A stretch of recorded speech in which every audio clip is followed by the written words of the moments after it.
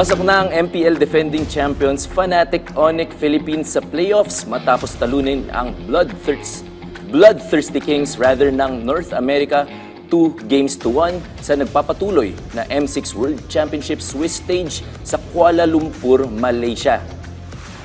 Dahil dito na natiling undefeated pa rin ang Onyx, nasungkit naman ni Kelra ang kanyang ikalawang MVP sa nasabing series. Samantala, may pag-asa pa rin makalusot sa susunod na round ang Aurora matapos nilang talunin ang Turkish team 2-0 sweep sa kanilang do-or-die match nitong nagdaang weekend. Makakalaban na sunod ng Aurora ang Team Liquid Indonesia sa Wednesday kung saan mananalo.